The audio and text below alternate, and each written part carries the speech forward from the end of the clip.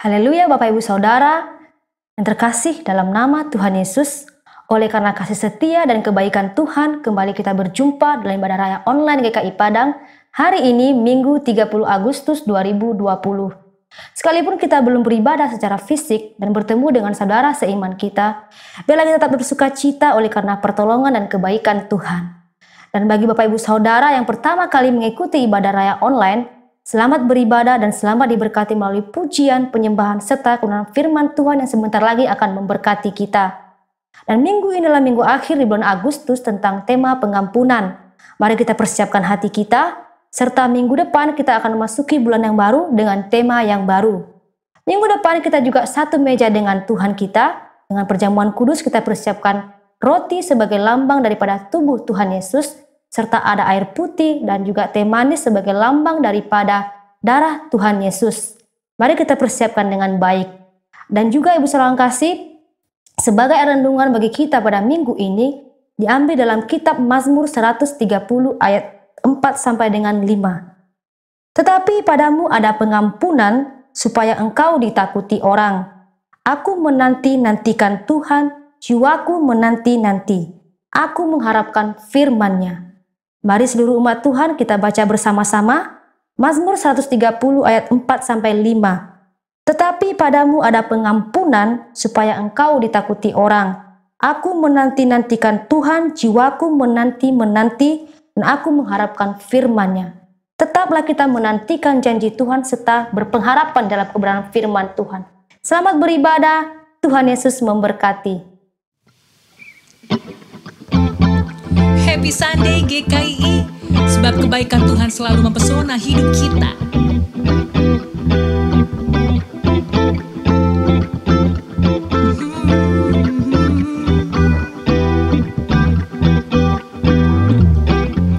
Sungguh kau mempesona, segala perbuatanmu hapuskan raguku.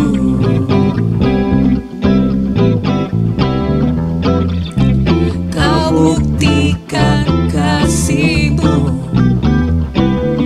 mati bagiku, hapuskan dosaku.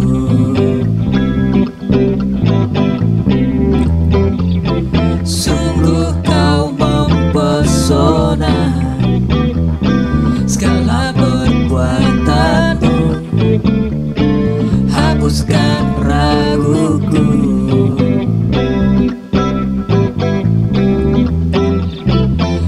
Buktikan kasih-Mu,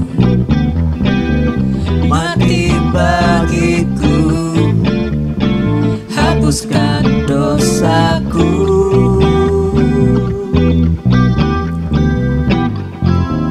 Kau ubahkan hidupku, semua menjadi baru.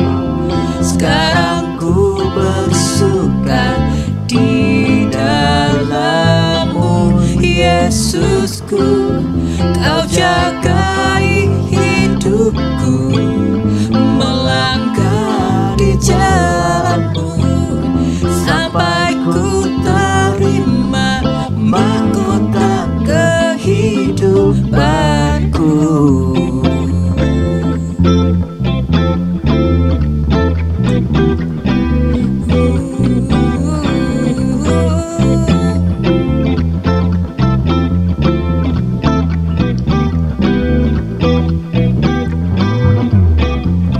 Sungguh kau mempesona, segala perbuatanmu hapuskan raguku.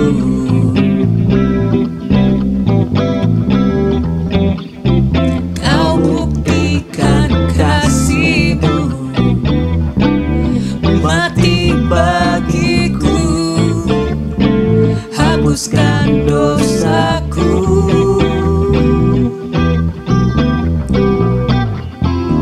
Kau ubahkan hidupku, semua menjadi baru. Sekarang ku bersuka di dalam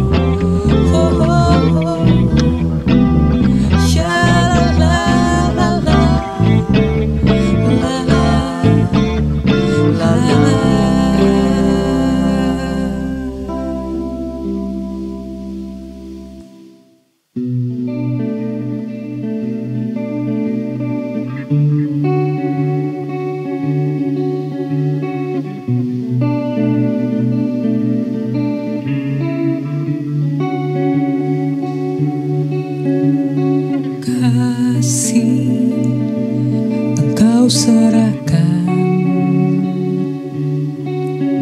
untuk membayar dosa hidupku. Noda Engkau bersihkan oleh kasih-Mu yang tak terbatas.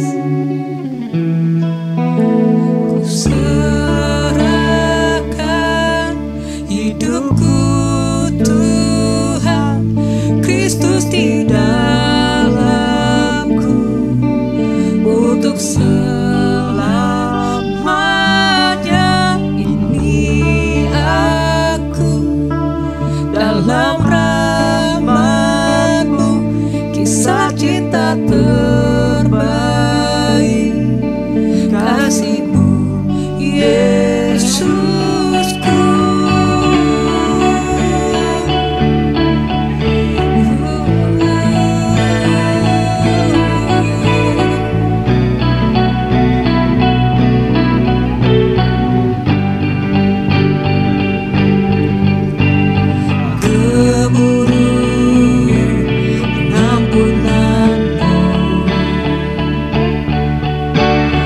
Hilangkan segala dosa,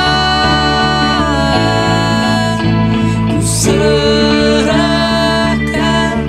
hidupku Tuhan, Kristus di dalamku untuk selamanya. Ini aku dalam rahmat-Mu, kisah cinta terbaik, kasih-Mu Yesusku.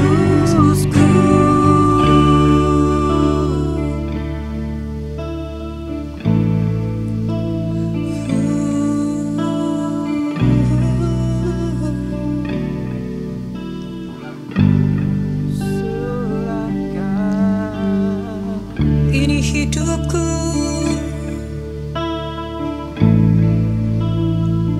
ini hatiku Tuhan.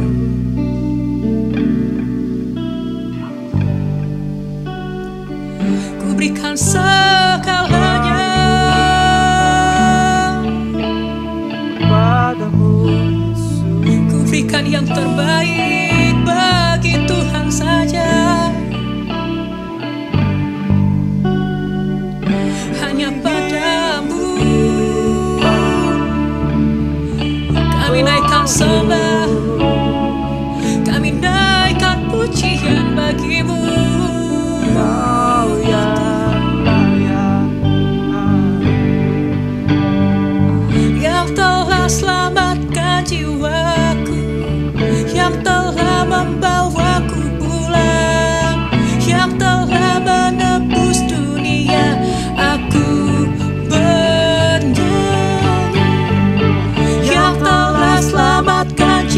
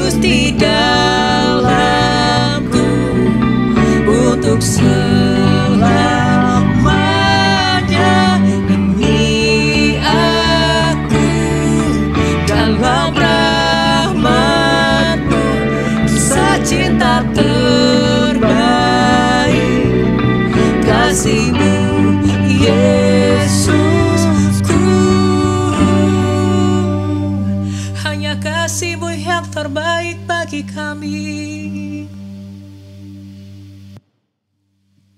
Kalvari menebusnya, semua dosaku dilupakannya.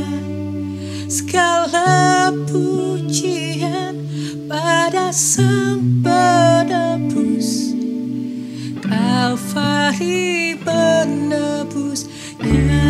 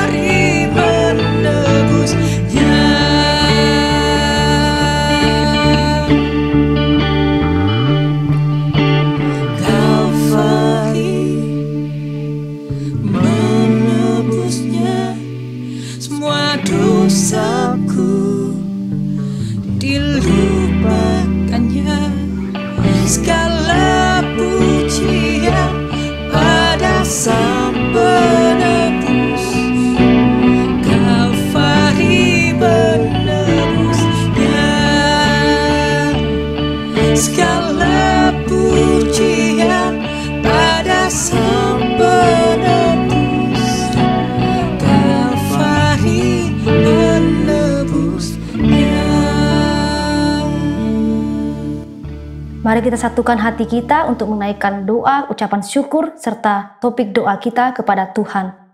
Bapa di sorga, kami bersyukur kepadamu di sepanjang bulan Agustus kami dapat diberkati. Banyak sekali kemenangan yang kami dapatkan. Tuhan, Engkau telah memberkati program gereja kami tentang ternak ayam.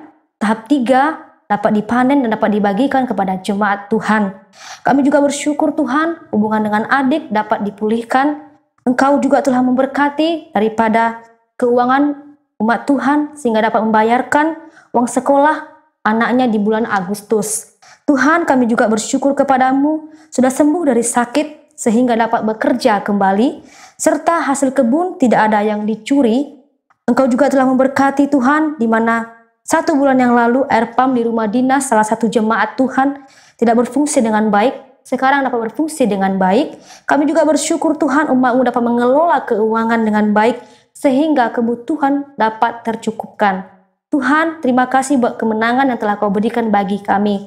Pada saat ini kembali kami menyatukan hati kami untuk berdoa. Salah satu jemaat Tuhan akan mengikuti tes Tuhan untuk pasukan PBB pada tanggal 31 Agustus sampai dengan 9 September 2020. Tuhan berkati setiap persyaratan agar dapat dilengkapi sehingga pada nantinya dapat dinyatakan lulus dan diterima Tuhan. Kami juga berdoa Tuhan, Engkau yang berkati hasil ternak kami dapat dijual serta proposal magang dapat diterima. Engkau juga yang memberkati Tuhan, ada sukacita bagi kami yang bekerja sekalipun banyak mungkin persoalan yang kami hadapi.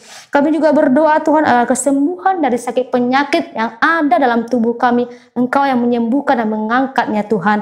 Kami juga berdoa Tuhan untuk Kota Padang agar Engkau yang memberkati, di mana Tuhan angka daripada COVID-19 meningkat, ada 80 orang per hari Tuhan. Kami berdoa Engkau yang berkati pemerintah kami, Kau berikan hikmat bagi mereka di dalam Tuhan menangani COVID-19. Serta Engkau berkati masyarakat Kota Padang agar mereka dapat mematuhi protokol kesehatan. Tuhan Yesus, inilah ucapan syukur kami dan doa kami. Segala puji syukur hanya bagi-Mu. Dalam nama Yesus kami telah berdoa. Haleluya. Amin. Kalvari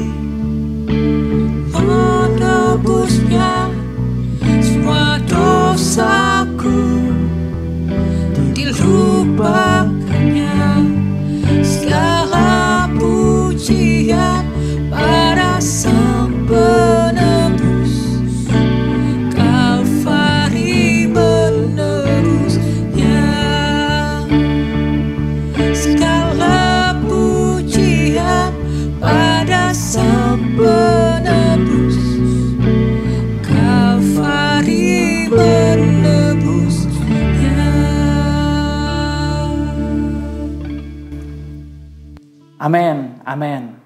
Kalvari telah menebus setiap dosa kita, Bapak Ibu Saudara. Pengorbanan Kristus di kayu salib, salibnya 2000 tahun yang lalu, darah Yesus yang tercurah untuk menebus kita. Bukan hanya pada waktu tersebut, namun hari ini dan untuk yang akan datang. Apakah saudara percaya dan beriman bahwa Tuhan Yesus sudah menebus dan menghapuskan setiap dosa-dosa kita? Boleh tanya kiri kanannya, apakah saudara percaya? Apakah kamu percaya? Dan sapa dia, saudara boleh senggol dia, katakan, "Hei, apa kabar? Saya berharap kamu dalam kondisi yang baik-baik saja." Sepuji Tuhan, kita dapat berkumpul kembali dalam ibadah kita. Ini adalah minggu kelima, minggu yang terakhir di bulan Agustus. Dan ini pembahasan kita yang terakhir, pembelajaran kita yang terakhir mengenai pengampunan. Sudah 4 kali kita mendengarkan khotbah, baik dari saya pribadi dan juga dari Ibu Gembala Sidang, mengenai pengampunan ini. Apa yang bisa saudara dapat? Apa yang bisa saudara ambil berkat? Dan apa yang sudah mulai kita lakukan dalam beberapa minggu ke belakang? Apakah kita sudah mulai mengampuni orang, mengampuni keadaan, bahkan mengampuni diri kita sendiri? Apakah kita sudah memulainya? Saudara juga boleh tanyakan hal yang sama kalau saudara sedang beribadah dengan teman ataupun dengan keluarga, saudara boleh tanyakan kepada kiri kanan saudara. Ataukah justru masih ada dari kita yang masih merencanakan bahwa saya akan mulai mengampuni dia, saya akan mungkin saya akan mulai mengampuni ayah saya akan mulai mengampuni ibu saya, atau saya akan mulai mengampuni keadaan ini, kayaknya saya akan mulai belajar minggu depan. Saya senang dengan pernyataan dari Gembala Sidang yang mengatakan bahwa pengampunan, mengampuni, dan diampuni itu adalah pekerjaan setiap hari. Pengampunan bukan suatu pekerjaan khusus yang harus direncanakan, terschedule dengan baik, tertata dengan baik, baru kita bisa melakukannya dengan baik. Justru pengampunan adalah pekerjaan rutin, bagian dari kehidupan kita sehari-hari. Karena setiap hari selalu saja ada hal, selalu saja ada kondisi, atau selalu saja ada orang yang bisa membuat kesalahan di hadapan kita dan kita perlu untuk mengampuninya. Dan setiap hari juga kita tidak luput dari kesalahan di mana kita sendiri pun perlu untuk diampuni. Oleh sebab itu, pernyataan yang dikatakan Gembala Sidang bahwa pengampunan adalah pekerjaan sehari-hari adalah hal yang sangat tepat. Pengampunan itu bukan seperti seolah-olah punya ruangan spesial khusus kayak pesta ulang tahun sehingga harus tertata, terencana dengan baik baru bisa terlaksana, tidak. Tapi sebagai seorang percaya, sebagai anak Tuhan, salah satu ciri khas kita adalah kita sadar bahwa kita sudah diampuni sehingga kita mudah untuk melepaskan pengampunan. Matius 18 ayat 33 berkata seperti ini, "Bukankah engkau pun harus mengasihani kawanmu seperti aku telah mengasihani engkau?" Kita orang-orang yang telah menerima belas kasihan dari Tuhan. Kalau hari ini kita boleh duduk bersama dan boleh dengar firman, memuji, menyembah Tuhan, berdoa syafaat, meninggikan Tuhan, itu semua adalah hasil karya daripada penebusan, daripada salib Kristus. Adalah belas kasihan Kristus kepada kita. Bukankah kita harus menaruh belas kasihan yang sama? Sekali lagi, di dalam pengampunan ada diampuni dan mengampuni. Mari kita berdoa sebelum kita lanjut kepada firman Tuhan pada hari ini. Bapa di dalam surga, di dalam nama Yesus, Kau hadir dimanapun kami ada. Kami sungguh sangat percaya bahwa hadirat-Mu bekerja, Tuhan, dimanapun 2-3 orang berkumpul yang memanggil dan berseru akan nama-Mu. Hari ini kami akan kembali belajar mengenai firman-Mu, yaitu mengenai pengampunan. Kami sangat perlu dan sangat butuh, Tuhan, akan tuntunan, akan hikmat, akan arahan daripada firman-Mu. Kami percaya Engkau hadir di tengah-tengah kami, dimanapun kami sedang berkumpul, dimanapun kami sedang mengikuti ibadah online ini. Kami berdoa, biarlah firman-Mu ini memberikan jalan keluar, memberikan kekuatan bagi kami semua yang memerlukannya, Tuhan. Kami mau bahas kembali mengenai pengampunan. Kami percaya Roh Kudus bahwa Engkau ada di tengah-tengah kami. Bahwa Engkau akan, Tuhan, menyampaikan, Engkau akan memberitakan, Tuhan, sesuatu hal yang belum kami ketahui. Bahkan kalau ada yang masih sulit untuk mengerjakannya, hari ini pun Engkau akan mengkaryakan sesuatu yang besar, yang ajaib di tengah-tengah kami.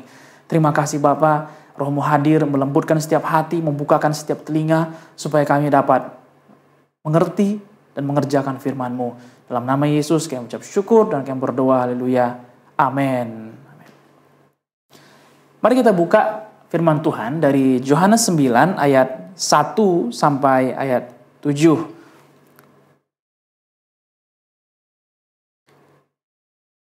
Mari kita baca. Waktu Yesus sedang lewat, ia melihat seorang yang buta sejak lahirnya. Murid-muridnya bertanya kepadanya, "Rabi, siapakah yang berbuat dosa? Orang ini sendiri atau orang tuanya sehingga ia dilahirkan buta?"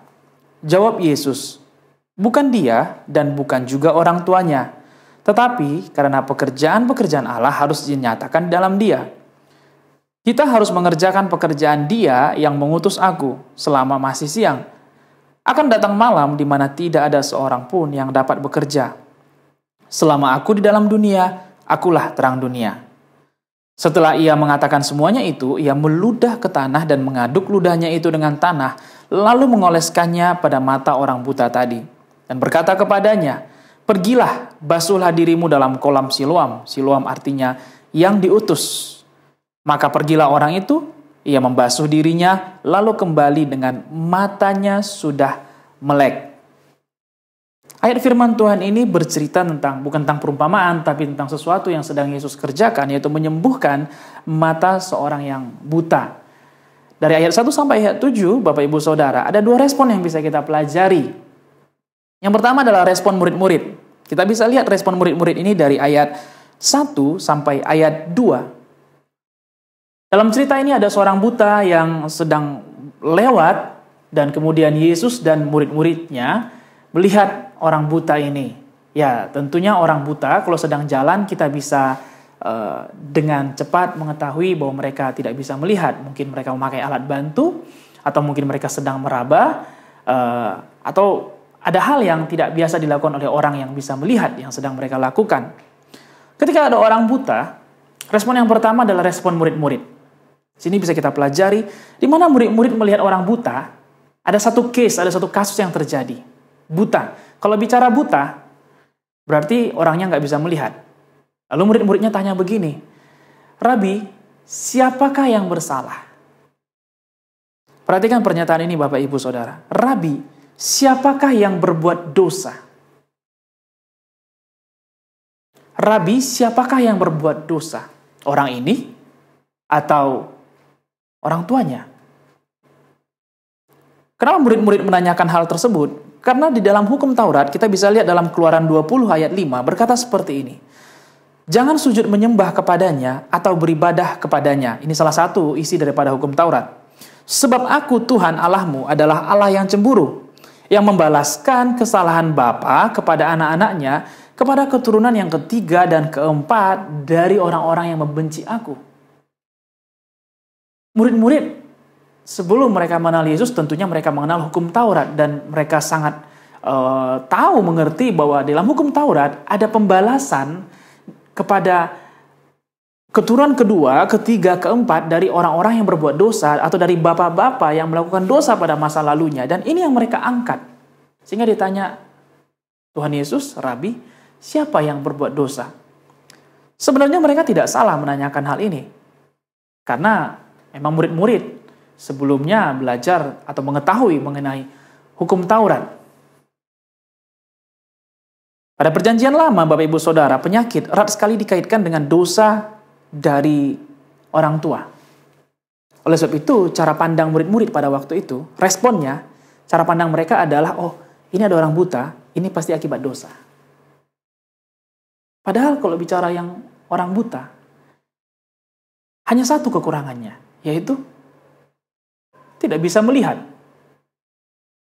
Saya kira nggak ada kekurangan yang lain, karena dikatakan ayat 1, waktu Yesus sedang lewat, ia melihat seorang yang buta sejak lahirnya.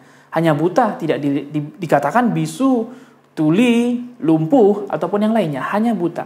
Hanya satu kekurangan daripada orang itu, yaitu dia tidak bisa melihat. Sedangkan yang lainnya mungkin, saya nggak simpulkan, tapi mungkin sama seperti orang lainnya. Tapi murid-murid langsung fokus kepada kekurangan yang ada. Mereka langsung memandang kepada, dalam keadaan yang salah itu, mereka langsung memandang bahwa ada sesuatu, ada satu yang kurang dan menutupi kesempurnaan lainnya. Tentunya orang buta ini pasti punya mulut, punya telinga, punya badan yang lengkap. Tidak dikatakan dia ada cacat bawaan lainnya, hanya dikatakan buta. Namun murid-murid langsung fokus kepada kebutaan dan langsung mempertanyakan siapa yang berbuat dosa sehingga kebutaan ini terjadi.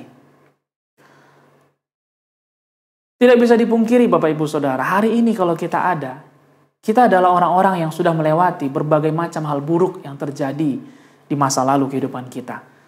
Dan bahkan juga pada hari ini, mari kita bicara mengenai pandemi yang sedang terjadi. Banyak hal tentunya yang sudah direncanakan, yang sudah disusun sebelumnya, banyak visi, banyak mimpi, banyak program-program yang sudah kita pikirkan. Namun karena pandemi yang terjadi kurang lebih di Padang sendiri sekitar 5-6 bulan, banyak rencana itu harus pupus, harus gagal oleh karena pandemi ini. Kondisi ini tentu tidak sesuai dengan apa yang kita harapkan. Dalam ilmu psikologi, kalau ekspektasi tidak sesuai dengan realita, maka akan menimbulkan yang namanya kekecewaan. Mungkin beberapa dari kita yang sedang mengikuti ibadah ini ada yang dalam hatinya sedang kecewa dengan kondisi-kondisi yang terjadi. Apakah yang terjadi hari ini atau yang terjadi di masa yang lalu? Tahu saudara bahwa kekecewaan biasanya menuntun kita kepada siapa atau kepada apa yang bisa disalahkan. Berapa banyak kita yang pernah kecewa? Mungkin bukan 1-2 kali kita kecewa. Bisa kepada orang dekat, bisa kepada orang jauh. Lebih sering tentunya kepada orang dekat. Berapa banyak kita yang pernah kecewa juga akan kejadian-kejadian atau kondisi-kondisi yang terjadi. Baik terjadi di masa lalu maupun yang terjadi pada hari ini. Kekecewaan yang terjadi biasanya akan menuntun kita kepada mencari-cari siapa atau apa yang bisa disalahkan. Kekecewaan justru memudahkan kita untuk tidak mengampuni. Sehingga kalau kita tidak mengampuni, seperti yang saya bahas pada minggu pertama di bulan Agustus, kalau kita tidak mengampuni, kita akan berfokus kepada sesuatu atau kepada orang yang tidak kita ampuni itu. Dan ketika kita fokus pada hal tersebut, hal yang kecil akan terlihat jauh lebih besar daripada seharusnya. Kesalahan orang yang kecil, kondisi buruk yang kecil, seperti orang buta tadi, hanya satu bagian dari indranya. Kita manusia punya 5 panca indera. Hanya satu indranya yang kena, namun itu menjadi sebuah kekurangan yang seolah-olah besar banget bagi murid-murid. Hanya karena mata yang tidak melihat, murid-murid langsung segera mencari siapa yang salah, siapa yang berdosa, siapa yang melakukan ini. Bagi kita yang masih menyimpan kekecewaan, apakah kepada orang ataukah kepada kondisi, kita akan mudah menyalahkan. Dan kita akan mudah untuk tidak mengampuni. Ketika kita tidak mengampuni, kita akan fokus kepada hal yang tidak kita ampuni tersebut, Bapak Ibu Saudara. Dan ketika kita fokus ke situ, yang kecil pun akan terlihat makin besar. Dan apa yang terjadi, lingkaran itu akan berputar sehingga kita akan lebih sulit lagi untuk mengampuni. Berapa banyak kita yang hari ini sudah siap untuk melepaskan pengampunan? Sadarkah kita bahwa kalau kita fokus kepada yang salah, maka hidup kita akan dituntun ke arah yang salah. Demikian juga terjadi sebaliknya. Kalau kita fokus pada apa yang benar, maka hidup kita akan dituntun kepada yang benar. Judul firman Tuhan hari ini saya buat Kejadian, Pandangan, dan Pekerjaan. Oleh sebab itu pernyataan gembala yang mengatakan bahwa pengampunan tidak menghapuskan peristiwa yang telah terjadi, namun pengampunan memutuskan ingatan kita kepada peristiwa tersebut. Ini benar sekali. Dengan kita mengampuni kondisi yang terjadi, dengan kita mengampuni orang yang bersalah kepada kita, bukan berarti keadaan itu menjadi tidak terjadi. Bukan berarti keadaan itu menjadi terhapus. Tidak. Bagaimanapun, kondisi itu sudah terjadi. Tetapi kita akan menghapus ingatan kita kepada kondisi yang salah tersebut. Dengan begitu, kita lepas dari kekecewaan, kita mudah untuk mengampuni, dan kita bisa berfokus kepada apa yang benar. Respon yang kedua, kita lihat dari respon Tuhan Yesus dari ayat 3 sampai ayat 4. Jawab Yesus, bukan dia dan bukan juga orang tuanya. Tetapi karena pekerjaan-pekerjaan Allah harus dinyatakan di dalam dia, kita harus mengerjakan pekerjaan dia yang mengutus aku selama masih siang. Akan datang malam di mana tidak ada seorang pun yang dapat bekerja. Respon Yesus sangat berbeda dengan murid-muridnya. Perbedaan respon ini terjadi karena ada perbedaan sudut pandang. Sudut pandang daripada murid-murid pada kejadian orang buta ini adalah sudut pandang hukum Taurat, bahwa kondisi yang salah harus dicari tahu siapa atau apa yang membuat ini. Namun respon Yesus berbeda. Cara pandang Yesus berbeda, sehingga membuat responnya menjadi berbeda. Yesus memandang kepada sesuatu yang salah, kepada sesuatu penyakit yang sedang terjadi. Yesus meresponinya bahwa dalam hal ini bisa diperbaiki, ini bisa digunakan untuk menyatakan pekerjaan-pekerjaan Allah. Coba kita perhatikan, justru Yesus bukan membahas keadaan, tapi dia membahas pekerjaan. Cara pandang yang berbeda akan membuat respon yang berbeda. Murid-murid memandang dengan cara pandang, dengan sudut pandang yang kurang tepat, sehingga mereka hanya fokus pada keadaan. Fokus membicarakan, hanya speak, but no action. Sedangkan Tuhan Yesus, dia meresponi dengan sudut pandang yang berbeda, bahwa kalau ada sesuatu yang buruk terjadi, kalau ada suatu pandemi yang terjadi, kalau ada suatu kebutaan yang terjadi, kalau ada suatu kesalahan yang terjadi, itu bukan dicari di track siapa sih yang salah, siapa yang patut disalahkan, tidak. Tetapi Yesus melihat, meresponi bahwa ini ada pekerjaan Bapa yang harus diselesaikan di dalam suatu kesalahan ini. Berulang kali dari ayat 3 dan ayat 4, Yesus bukan mengulangi kata keadaan, tetapi mengulangi kata pekerjaan. Kejadian 50 ayat 20, hal yang sama juga terjadi pada tokoh di perjanjian lama yaitu Yusuf. Dikatakan seperti ini, memang kamu telah mereka-rekakan yang jahat terhadap aku, tetapi Allah telah mereka-rekakannya untuk kebaikan, dengan maksud melakukan seperti yang terjadi sekarang ini, yaitu memelihara hidup suatu bangsa yang besar. Sepertinya apa yang dialami Yusuf sudah sangat terlalu berat. Mungkin saya pribadi pun belum tentu bisa tahan dalam situasi seperti itu. Bahkan yang dia hadapin bukan hanya dari orang jauh, melainkan dari keluarganya, dari abang-abangnya. Bahkan yang dihadapin pun dari majikannya. Bahkan yang dihadapin pun dari teman satu penjara dengan dia. Kurang pahit apa? Kurang pedih apa sih yang dirasakan? Dibayangkan pun sepertinya sulit ya Bapak Ibu Saudara. Tetapi apa yang direkakan manusia jahat, kalau Tuhan bekerja, maka Tuhan merekakannya untuk kebaikan. Kejadian yang sama juga pada waktu orang buta. Walaupun bagi manusia ini ada yang salah, ini ada yang bisa disalahkan, tetapi dari cara pandang Tuhan, dari yang salah ini, dari kejadian yang salah ini, ada pekerjaan Tuhan yang mau dinyatakan oleh apa yang salah. Sampai sini apakah saudara mulai bisa mengerti apa poin yang mau firman Tuhan sampaikan? Kita nggak lepas dari kondisi-kondisi yang salah. Mungkin hari ini pun pandemi ini bagi kita adalah suatu kondisi yang salah. Pilihan kita bukan pasrah, bukan maksudnya mengampuni lalu kita pasrah, tidak. Tapi kita belajar untuk berdamai. Minggu yang lalu, Gembala Sidang menutup firman Tuhan dengan mengatakan, usahakanlah damai sejahtera. Kita mesti belajar untuk berdamai dengan apa yang terjadi pada hari ini. Karena apa yang terjadi pada hari ini bukan mencari tahu siapa yang salah. Oh, pemerintah yang salah, tenaga medis yang salah. Oh, ini si Anu yang salah, tidak. Tetapi dari yang salah, dari yang kurang tepat yang terjadi pada hari ini, ada pekerjaan Tuhan yang bisa dinyatakan melalui kehidupan kita. Kalau kita berfokus kepada pekerjaan Tuhan, kalau kita belajar melepaskan pengampunan pada apa yang terjadi pada hari ini. Itu sebabnya sekali lagi saya tekankan bahwa pengampunan bukan pekerjaan besok, tapi pekerjaan setiap hari yang kita lakukan.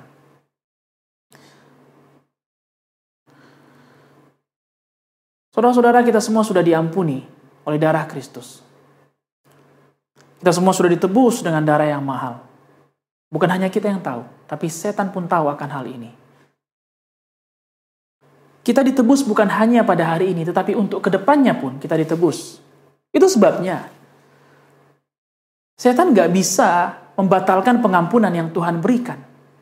Tapi tahukah, dia bisa membatalkan kita untuk mengampuni keadaan, atau membatalkan kita mengampuni orang lain. Matius 11 ayat 29-30 berkata, "Pikulah kuk yang kupasang, dan belajarlah kepadaku. Karena aku lemah lembut dan rendah hati, dan jiwamu akan mendapat ketenangan.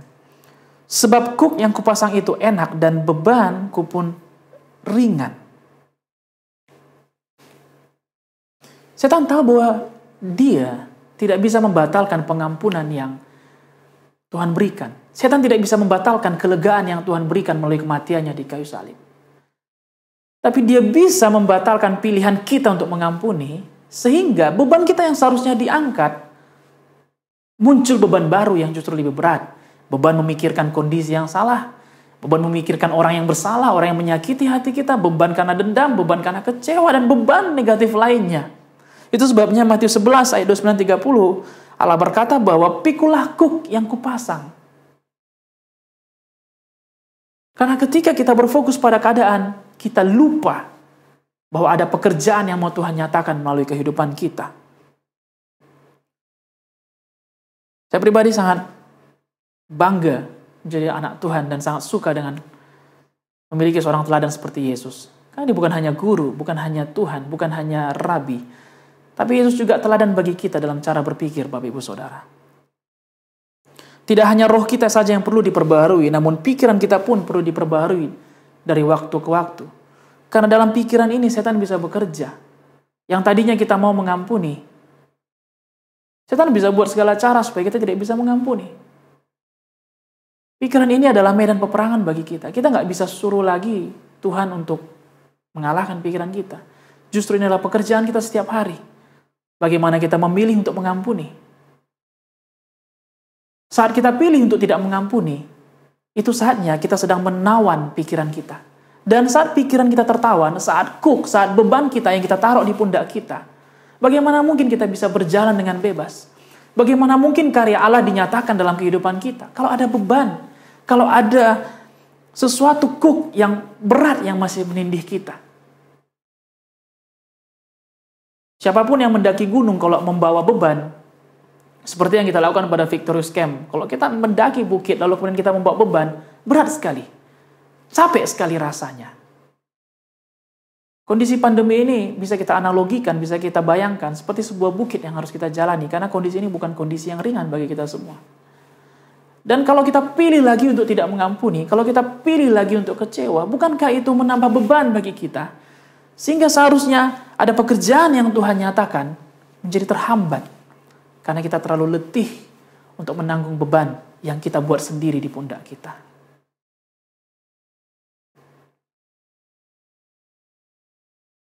Yesus menegaskan di dalam Yohanes 9 bahwa justru dengan mempertanyakan siapa yang bisa disalahkan atau apa yang bisa disalahkan akan menghalangi kita untuk melakukan pekerjaan-pekerjaan yang seharusnya seorang percaya lakukan.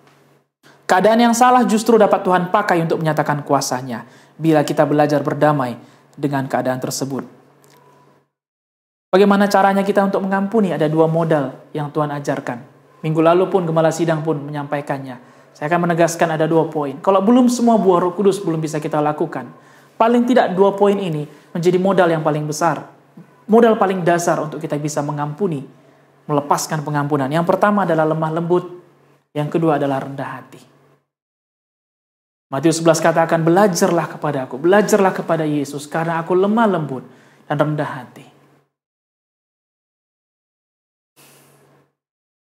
Kalau kita belajar untuk melembutkan hati kita, merendahkan hati kita, bahwa kita orang yang sudah diampuni, maka tidak susah bagi kita untuk mengampuni keadaan ataupun orang lain.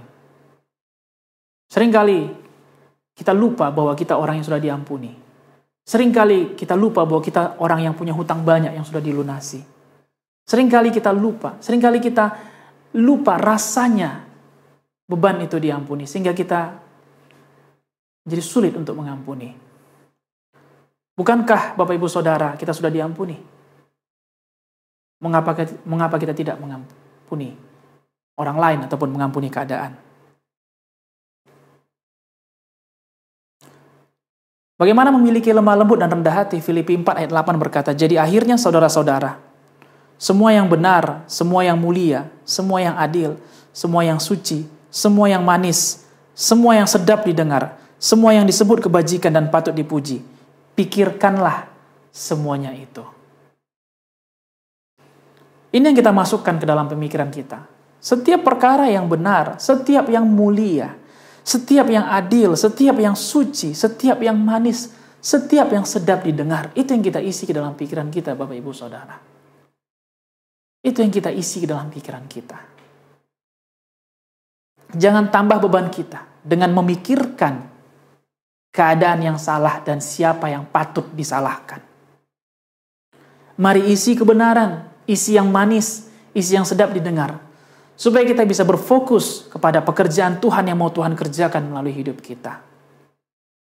Sebelum saya tutup firman Tuhan ini, ada satu kesaksian yang ada yang mungkin sudah pernah mendengarkannya, tapi saya yakin sebagian besar belum pernah mendengarkan kesaksian yang saya alamin ini. Bukan yang saya alamin, tapi justru keluarga saya alamin. Pada waktu saya lulus dari pendidikan dokter, sekitar tahun 2013 awal, pada waktu itu, seperti saudara tahu bahwa keluarga kami sempat mengalami masalah, yaitu dalam hubungan dengan keluarga. Bukan dengan keluarga kami, tapi dengan keluarga yang lainnya. Saya merasa ada begitu banyak, saya pada waktu itu sempat bersaksi pada minggu pertama mengenai motivasi saya mengikuti lomba pada waktu SMA. Seiring waktu berjalan, hal-hal yang buruk tetap terjadi. Dan sebagai seorang manusia, saya pasti mengingat detail daripada hal buruk yang sedang terjadi. Ketika saya lulus pada waktu itu, di tahun 2013, saya merasa saya perlu membalaskan, atau saya perlu membongkar siapa yang bersalah dan membalaskan kepada dia. Ya bisa dikatakan bukan sampai dendam sih Bapak Ibu Saudara, tetapi saya merasa dia perlu menerima ganjarannya akan apa yang dia lakukan. Dan kemudian saya mulai menyusun rencana dan saya sampaikan kepada ibu saya katakan, "Ma, saya rencana begini, saya mau rencana tuntut mereka di pengadilan, saya akan tuntut paling tidak mereka malu di pengadilan. Kalaupun saya kalah di pengadilan, it's okay bagi saya bilang, it's okay for me, but paling tidak mereka malu karena mereka pernah masuk pengadilan dan orang tahu apa yang salah yang mereka perbuat." Singkat cerita, sekitar 1 bulan saya menyusun dan saya datang ke firma hukum di Padang dan meminta dukungan, meminta konsultasi hukum, dan kemudian diarahkan juga ke bantuan hukum yang di Medan. Saya susun, saya juga sempat datang ke Medan menjumpai orang-orang yang untuk mengumpulkan bukti-bukti kesalahan yang dilakukan. Begitu membaranya dalam diri saya untuk memasukkan mereka ke pengadilan, bukan ke penjara, ke pengadilan, minimal mereka malu dulu. Sebagai seorang anak muda yang tentu sangat menggebu-gebu, saya mengerahkan seluruh pikiran, seluruh energi saya, semua yang saya bisa lakukan, bagaimana supaya saya bisa mempermalukan mereka. Itu yang ada pada saya, itu yang saya pikirkan pada waktu itu. 1 minggu sebelum proses pengadilan pertama akan dikerjakan, ibu saya memanggil saya pagi-pagi. Saya masih ingat pagi-pagi ini, dia pada waktu kita duduk di meja makan dan dia katakan, "Philip, Mama mimpi. Tadi malam Mama bermimpi tentang ini. Dia ceritakan mimpinya. Saya dengarkan dan kemudian saya tanya, maksudnya apa, Mak? Lalu dia bilang, cabut semua yang tuntutan-tuntutanmu. Cabut semua berkas-berkasmu. Wow. Bagi saya pada waktu itu yang masih sangat muda, masih sangat menggebu-gebu untuk membalaskan sesuatu, tentu itu terdengar seperti menjilat ludah saya sendiri. Karena saya sudah angin-anginkan kepada orang yang saya tuntut. Saya sudah katakan, saya akan tuntut kau. Kita akan jumpa di pengadilan. Terserah kamu bilang apa sekarang, tapi kita akan jumpa di pengadilan. Selamat berjumpa, saya katakan. Dan pagi itu ibu saya katakan, "Philip, kau sudah dokter. Tuhan sudah berikan berkat bagimu. Sekarang cabut tuntutanmu. kerjakan saja apa yang ada di tanganmu. Saya bilang tidak bisa begitu. Mereka sudah menyakiti keluarga kita. Mereka sudah sangat menghancurkan keluarga kita. Enak saja mereka duduk dengan tenang.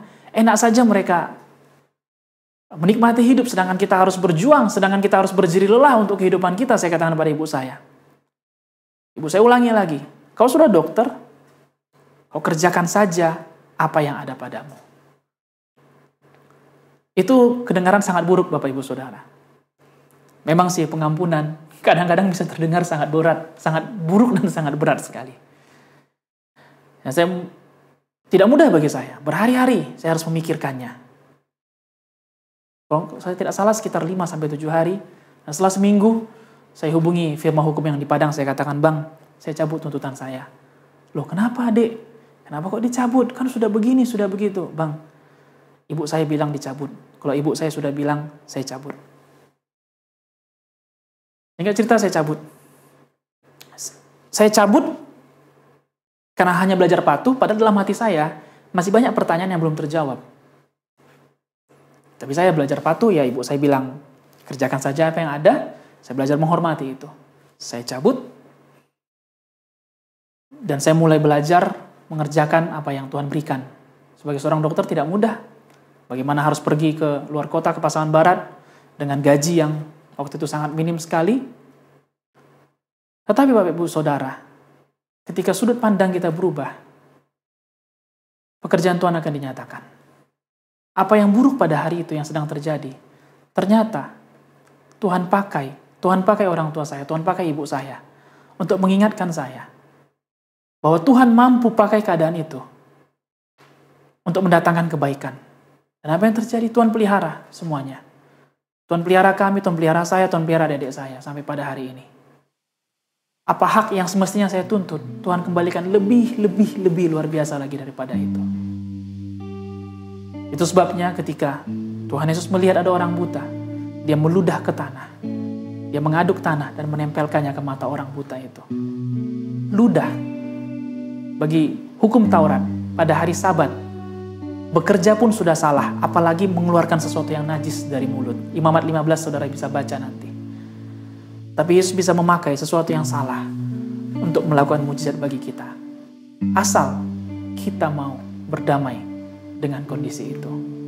Apa yang saya putuskan pada hari itu, walaupun saya tidak mengerti, tapi hari demi hari Bapak Ibu Saudara, saya mengerti bahwa Tuhan bisa mengerjakan sesuatu yang salah menjadi suatu peningkatan level bagi kehidupan kita.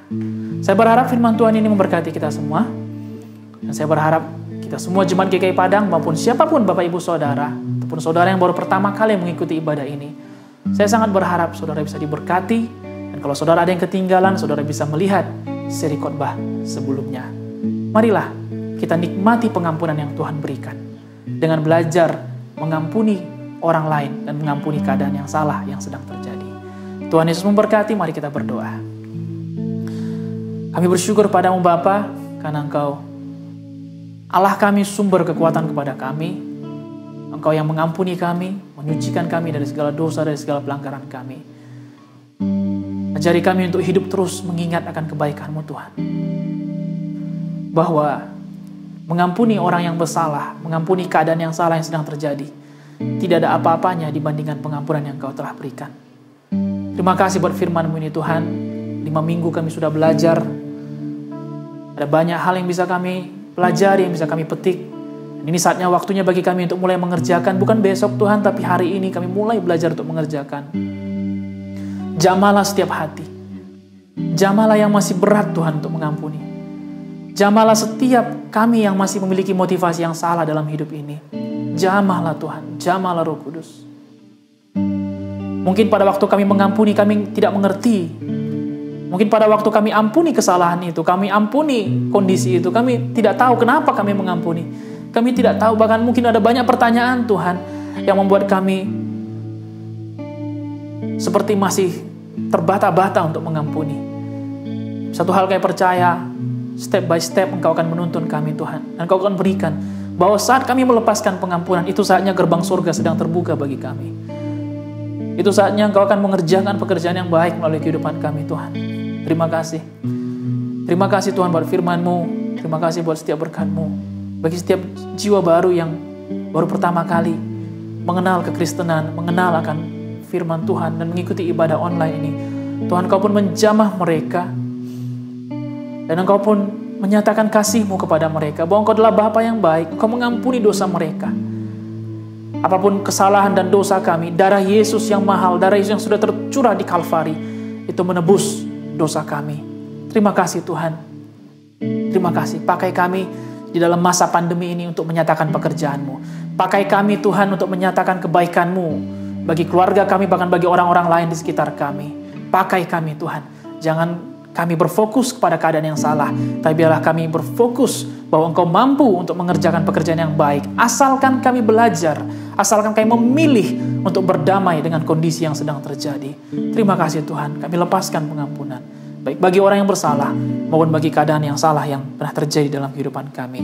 Di dalam nama Yesus, kami mengucap syukur dan berdoa. Haleluya. Sama-sama kita yang percaya berkata, amin. Amin. Amin.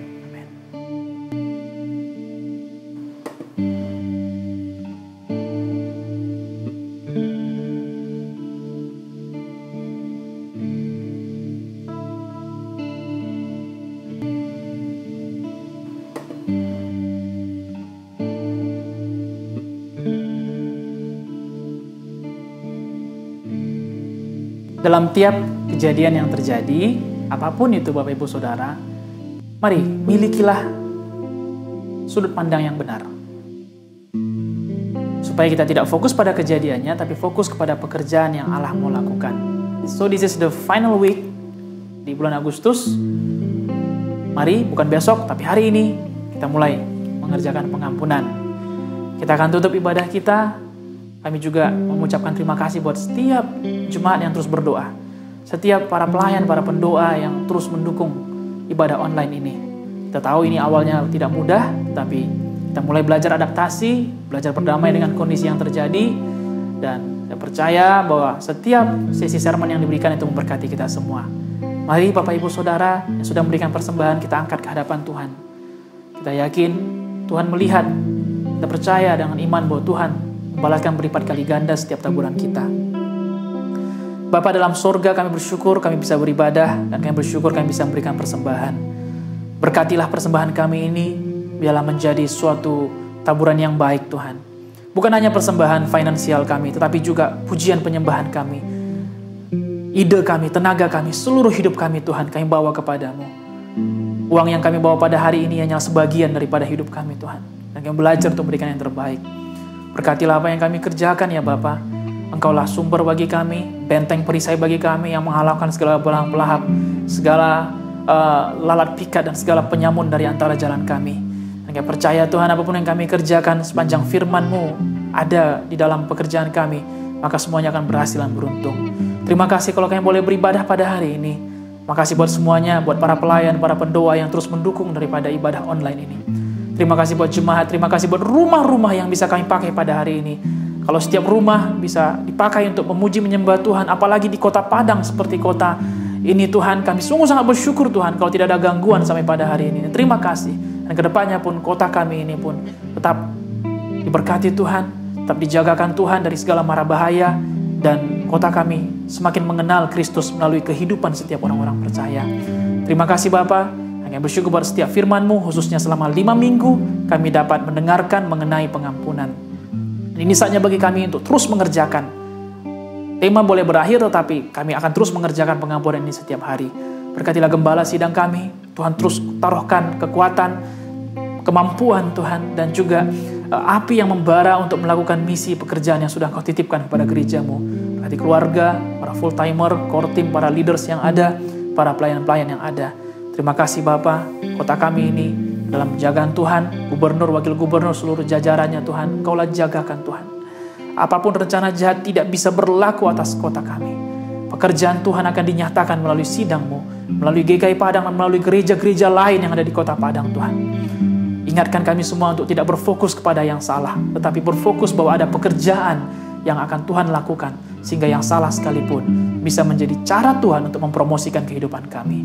Terima kasih Bapa, ini doa kami angkat kepadamu, dan kami sangat bersyukur, sangat bangga karena kami percaya kami aman di dalam penjagaan-Mu. Di dalam nama Yesus kami bersyukur dan kami berterima kasih. Haleluya. Amin. Amin. Amin. Happy Sunday Bapak Ibu Saudara. Selamat hari Minggu. Tuhan Yesus memberkati. Sampai bertemu lagi minggu depan.